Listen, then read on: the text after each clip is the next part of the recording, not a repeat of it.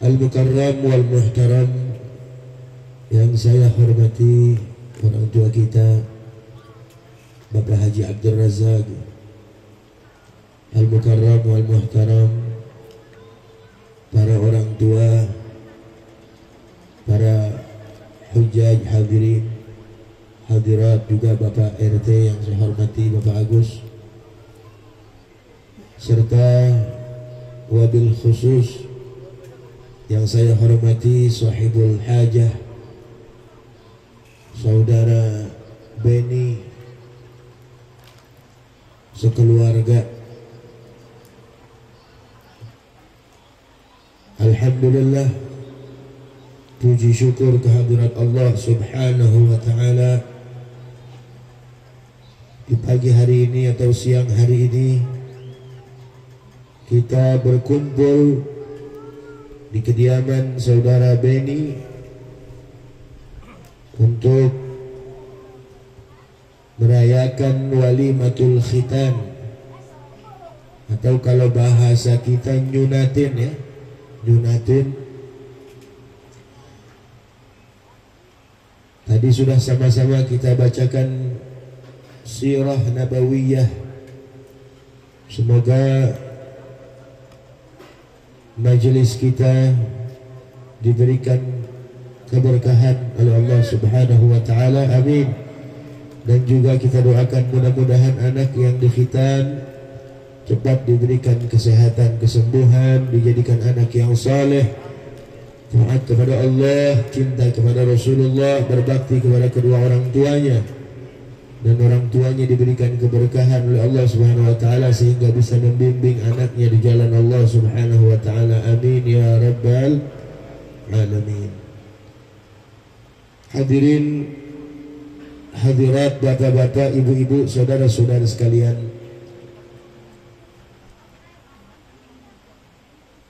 walimah itu sangat dianjurkan di dalam syariat. Nabi Muhammad sallallahu alaihi wasallam memerintahkan kita untuk bikin walimah. Beliau bersabda, "Aulim walau bisyatin." Bikinlah walimah sekalipun motong satu kambing atau satu ekor kambing. Apa walimah? Walimah itu ngundang orang makan sebenarnya, Pak, ya. Kalau acara walimah itu intinya ngundang orang untuk makan, ya, walimah. Kan setiap acara ada inti acara, ya. Kalau acara maulid intinya pembacaan maulid, ya. Acara haul intinya kita doakan orang yang sudah meninggal, gitu kan. Nah, acara walimah ini sebenarnya intinya adalah makan, gitu ya. Walimah itu ngundang makan, ya. Nah, cuman ulama, ya, para ulama ini bikin walimah ngundang makan. Nah, sebelum makan dibacakan sejarah Nabi sallallahu alaihi wasallam supaya apa? Yang pertama, supaya rumah sahibul bait diberikan rahmat dan keberkahan oleh Allah Subhanahu wa taala. Kenapa sebabnya? Karena zikrul awliya tanzilur rahmah. Menyebut-nyebut nama para wali, ya, nama orang-orang soleh, nama orang-orang yang dicinta oleh Allah subhanahu wa ta'ala, itu turun rahmat dari Allah subhanahu wa ta'ala. Kita kalau menceritakan orang-orang soleh, orang-orang baik, orang-orang yang dekat kepada Allah, itu turun rahmat dari Allah subhanahu wa ta'ala. Bagaimana kalau yang kita sebut adalah nama manusia yang paling baik, yaitu Nabi kita Muhammad SAW. Kalau menyebut para wali aja, orang soleh aja turun rahmat, apalagi yang kita sebut pemimpin manusia di dunia wal akhirah, makhluk yang paling dicintai oleh Allah Subhanahu wa ta'ala. Makanya ulama, nah sebelum makan kita bacakan sejarah Nabi, atau sebagian juga ada yang tahlil dulu atau baca zikir dulu, ya. Supaya apa? Supaya makanan yang dimakan itu diturunkan keberkahan oleh Allah Subhanahu wa ta'ala. Nah, kita yang diundang untuk acara walimah, sunnah datang. sunnah. Ya, ijabatul walimati sunnatun. Ya, memenuhi undangan walimah itu hukumnya sunnah. Sebagaimana kita tahu bahwasannya yang sunnah itu kalau kita kerjakan pahala, thawab. Walaupun kalau kita tinggalkan kita nggak dosa. Jadi kalau perkara-perkara yang sunnah Pak, lihat yang pertama aja, jangan lihat yang keduanya. Kan ada dua. Sunnah itu kalau kita kerjakan pahala, satu. Dua, kalau kita tinggalkan ya nggak dosa. Lihatin yang pertama aja. Kita kerjakan dapat pahala. Jangan lihat yang kedua. Nggak apa-apa, nggak datang, nggak dosa ini. Jangan. Lihatnya yang pertama, dapat pahala dari Allah Subhanahu.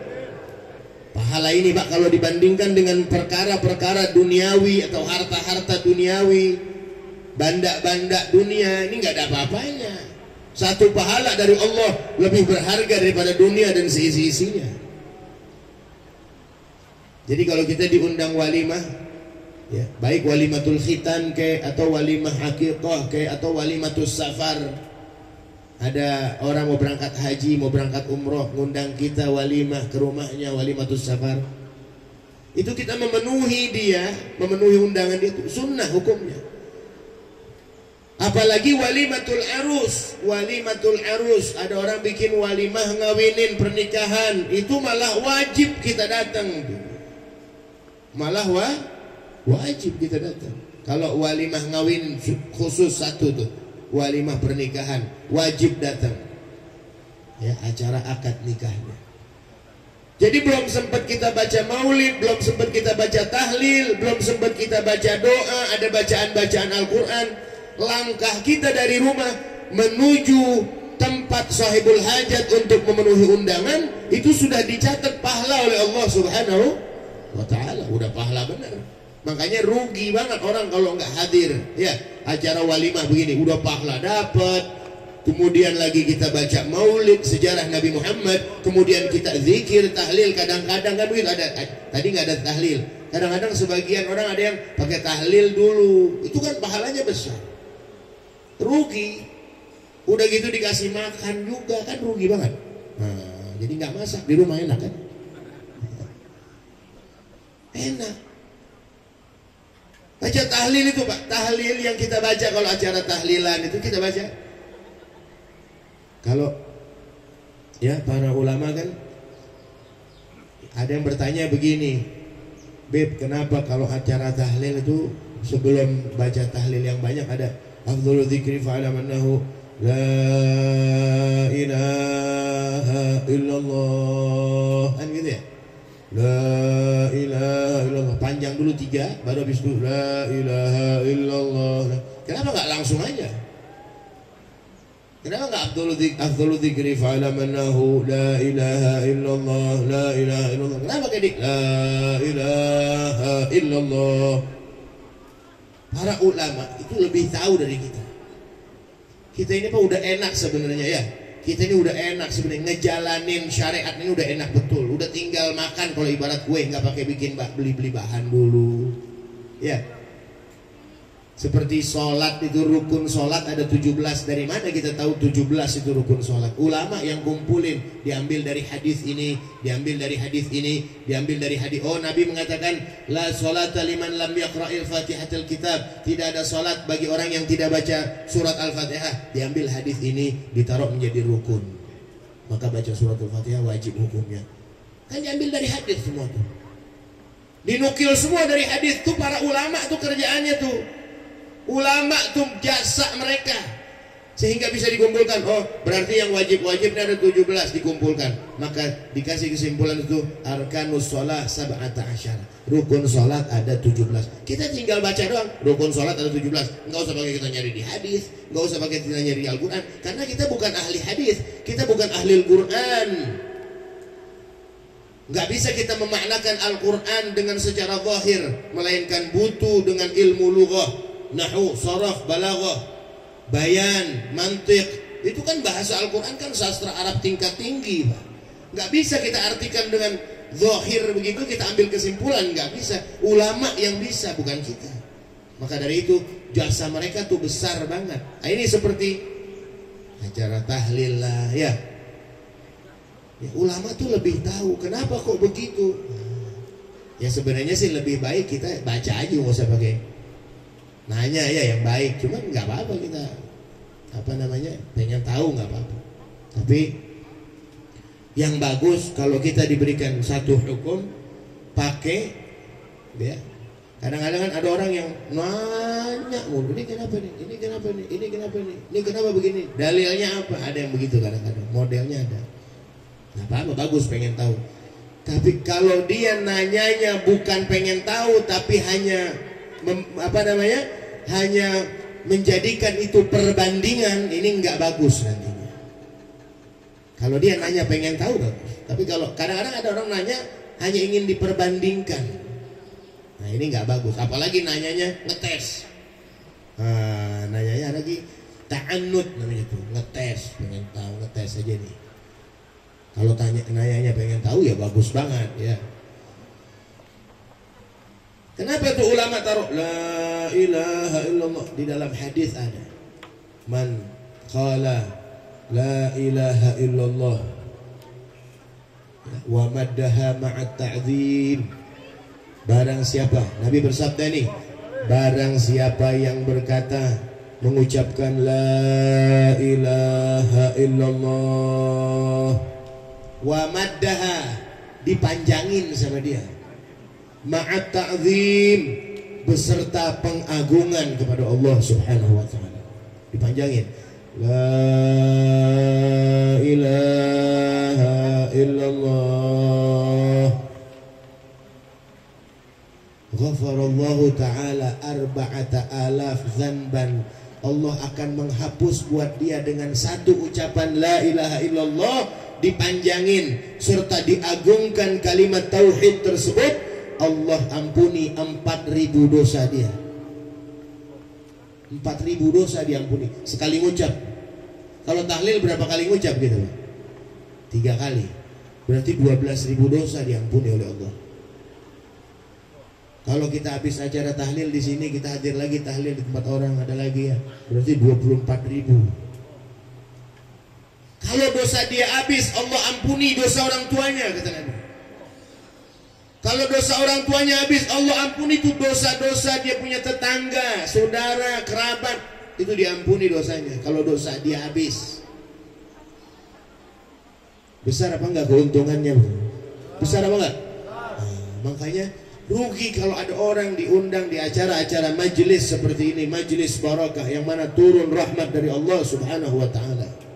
Rugi besar ya. Kalau kita dikasih unjuk pahalanya oleh Allah subhanahu wa ta'ala, maka apapun uzur, apapun halangan yang menghalangi kita ya, kita akan lewati untuk kita hadir di majelis-majelis ta'lim, majelis-majelis zikir seperti ini para hadirin. Nah, jadi walimah itu hukumnya sunnah. Kita bikin walimah sunnah, kita menjawab undangan walimah pun sunnah. Kata Nabi enggak usah, artinya enggak usah maksakan. Nabi katakan aulim walau bisyatin, bikin walimah sekalipun motong cuma 1 kambing. Bukan 1 kambingnya yang dilihat, artinya walaupun bikin minimal launya lil ghayah. Kalau dalam ilmu nahwu launya lil ghayah, walaupun gitu. Artinya ini hanya kalimat yang mengatakan apa? Walaupun ente bikin kecil-kecilan gitu. Kalau dulu 1 kambing itu kecil. Kalau adat orang Arab pada zaman dahulu, kalau orang ngundang orang makan, motong 1 kambing itu kecil dulu. Karena orang kalau bikin acara tuh, dulu adat Arab, dulu adat Quraisy, itu kalau bikin acara orang ngawinin, itu motong paling kagak ontak 10, 20 ontak. Kalau ontak kita ukur seperti sapi lah. Motong sapi 10, 20, besar banget, gede gak acara tuh? Gede banget, nyohor orang bikin ya. Acara motong sapi 10, waduh, jadi bahan omongan orang itu. Sekelurahan orang tahu ya. Kalau dulu tuh biasa begitu, makanya potong 1 kambing tuh minimal. Nah kalau kita sekarang bikin walimah, kalau kita dapat anak akikoh, bikin walimah, undang tetangga kita makan dulu.